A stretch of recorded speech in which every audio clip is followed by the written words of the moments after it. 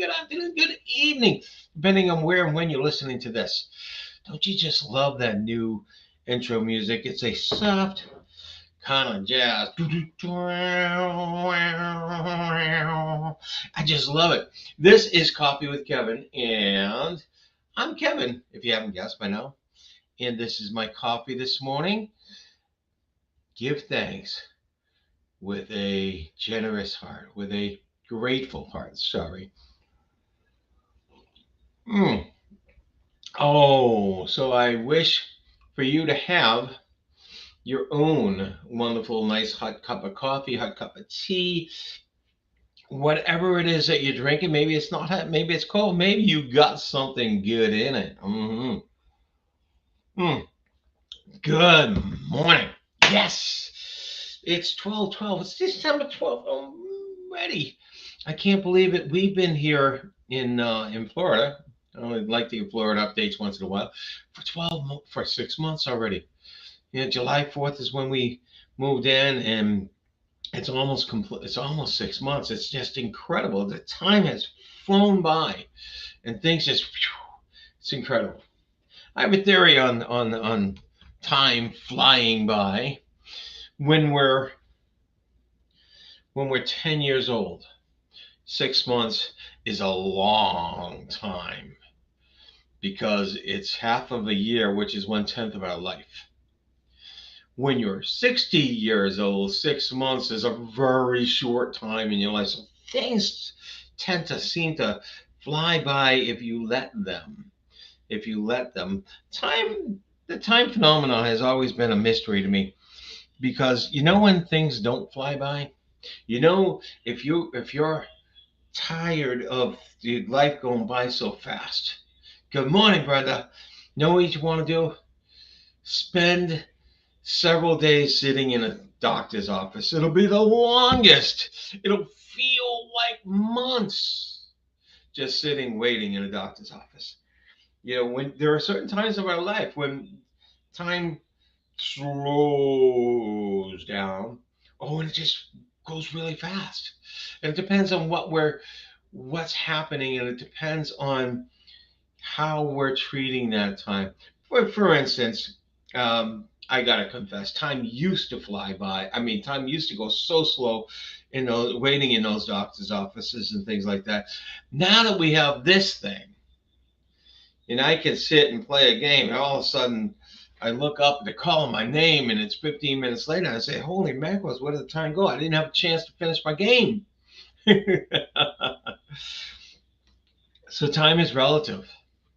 Time is really relative. It's relative to what you're doing, what you have going on up here at the time. And so if you want to speed it up, you can. If you want to slow it down, you can. When I was a kid, when I wanted that time to last forever before the next day, it's when the next day was a Monday morning and had to go to school and take a test. Say, whoa, wait a second. I don't want to just close my eyes, wake up, and go to school. I would like it to feel like it's such a long time. I want to enjoy that. And somehow I was able to train my mind to actually, I'd have those long, long dreams in those times that I needed to. It was quite nice. It was quite nice. So today, let's see first of all, what's happening today. Today on, oh wait, hold on. This day in history, I might have the wrong day today because it's the 12th and this day in history. I was really looking forward to this day in history because this day in history in 1980, Da Vinci's book was sold. Not so all the drawings in it Da Vinci had. He had flying machines. He had all sorts of mechanical things. The guy was hundreds and hundreds of years before his time with his ideas, and they're all listed in there. $5 million for that book back in 1980, and that would probably be about 15 million today. That's an expensive book. That's an expensive book. For those of you who remember, it seems like yesterday, time flying by. Bernard Madoff was arrested on in 2008. Okay, he was arrested. This is the guy who basically conned in a pyramid scheme, conned billions of dollars out of people, out of not just individuals, but out of investment accounts for groups and everything like that. It was a it was a sad day. It was a sad day. Let's see. Anything else happen on this day that's notable? Uh-huh. There was one thing. I can't follow. Frank Sinatra in 1963 was released by kidnappers. I didn't even know he was kidnapped. I hope he's okay. No, seriously, I didn't. Don't remember a story of Frank Sinatra. For those of you listening that don't know who Frank Sinatra is, he was a singer back in the 50s and 60s and 70s, stuff like that. Good morning, Deb. Good morning. Feast day of Our Lady of Guadalupe. Thank you, Deb. I didn't see that in my list. So thank you very much. I really appreciate you telling us that. Our Lady of Guadalupe is an appearance of Mother Mary. For those of you that are Christian, you know who that is. In Mexico, well, in not Mexico, but South America, Guadalupe, it is a big feast day for. Um, it's a big feast day for Latin Americans. It's a wonderful, beautiful feast day. Hmm. I remember the idea where this young boy had this vision and he painted it, and that's the vision of Our Lady of Guadalupe today. Anyway, that's today. Today in history. Today in history, I'll give you the latest today in history. I woke up this morning, it was 43 degrees. I love talking to my friends back in Boston because they woke up this morning, it was probably under 20. So I don't see ice. I don't feel ice. I don't feel that cold because that 43 went up to 53 in a matter of an hour or so, and it's going to go up to the high 60s, low 70s today, and it's probably not going to get much more than 30 degrees up where I used to live.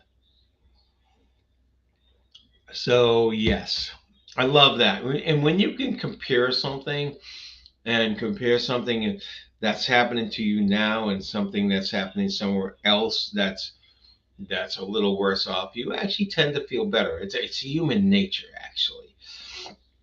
So if my friends back in Boston are wearing thick coats and gloves, I'm okay with that. I'm okay with that. I was out in a t-shirt this morning a few minutes ago. All right. Today we're going to talk about visualization, the impact of visualization.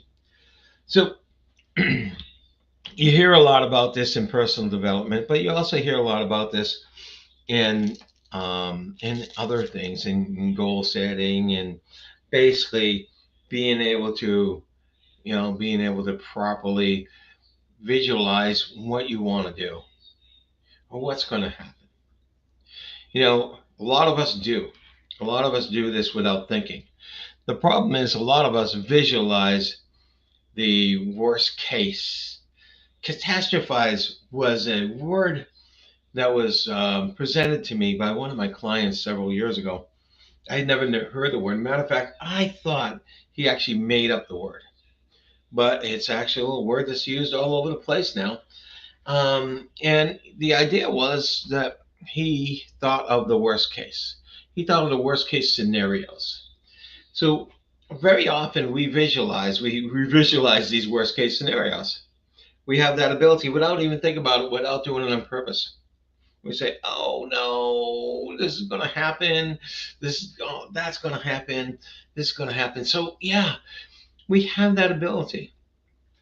Now, if we had the ability to visualize the best case scenarios or the scenarios that we want, that is the best thing. And why do we have to? Why should we have to? Right? Well, I'll tell you what. I often talk about the subconscious mind or the unconscious mind, and I often talk about being a little child, and in psychology, you hear the inner child.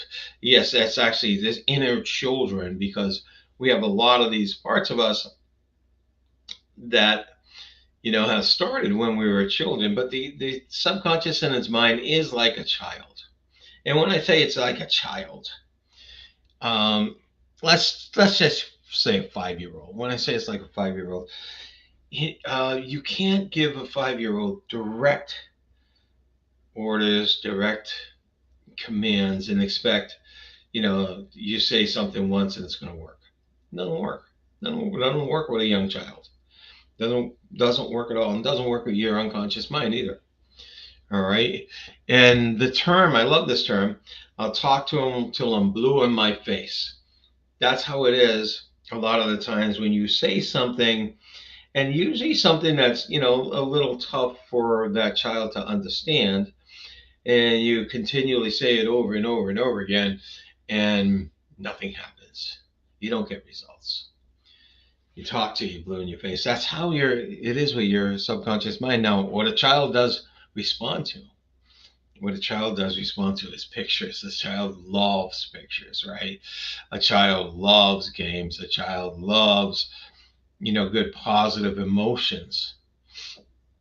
And that's how you work with your unconscious mind. So the visualization is your pictures. So you use pictures, you visualize, and your unconscious mind will get it.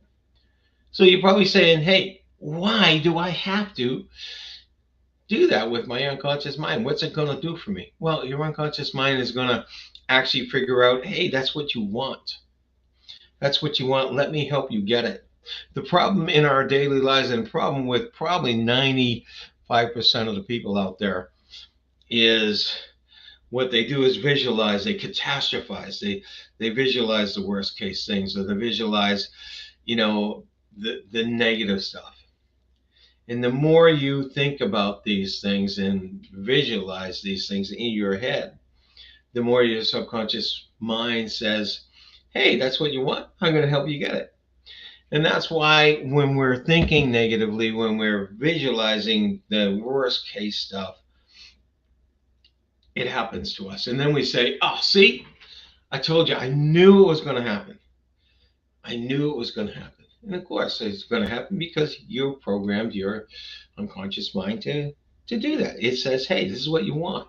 So when you can visualize the good stuff, when you can visualize the best case, then it will help. Now, is it always going to happen that way? No. Sometimes visualization is just good for the soul.